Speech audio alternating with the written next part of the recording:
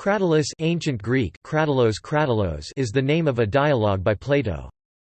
In the dialogue, Socrates is asked by two men, Cratylus and Hermogenes, to tell them whether names are «conventional» or «natural», that is, whether language is a system of arbitrary signs or whether words have an intrinsic relation to the things they signify.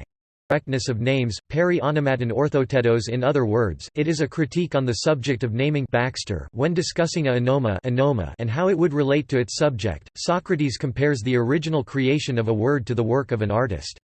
An artist uses color to express the essence of his subject in a painting. In much the same way, the creator of words uses letters containing certain sounds to express the essence of a word's subject.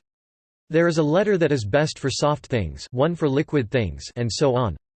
He comments, the best possible way to speak consists in using names all or most of which are like the things they name, that is, are appropriate to them, while the worst is to use the opposite kind of names. One countering position, held by Hermogenes, is that names have come about due to custom and convention. They do not express the essence of their subject, so they can be swapped with something unrelated by the individuals or communities who use them. The line between the two perspectives is often blurred. During more than half of the dialogue, Socrates makes guesses at Hermogenes' request as to where names and words have come from. These include the names of the Olympian gods, personified deities, and many words that describe abstract concepts. He examines whether, for example, giving names of streams to Cronus and Rhea, flow or space, are purely accidental. Don't you think he who gave to the ancestors of the other gods the names Rhea and Cronus had the same thought as Heracleitus? Do you think he gave both of them the names of streams rheumaton onomata merely by chance? The Greek term rheuma may refer to the flow of any medium and is not restricted to the flow of water or liquids.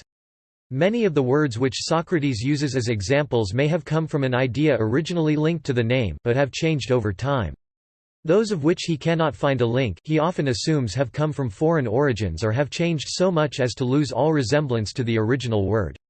He states, "Names have been so twisted in all manner of ways, that I should not be surprised if the old language when compared with that now in use would appear to us to be a barbarous tongue."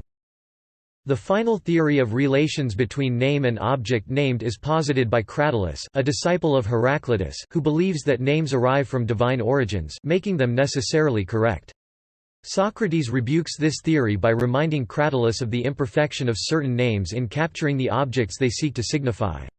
From this point, Socrates ultimately restudy of language, believing it to be philosophically inferior to a study of things themselves.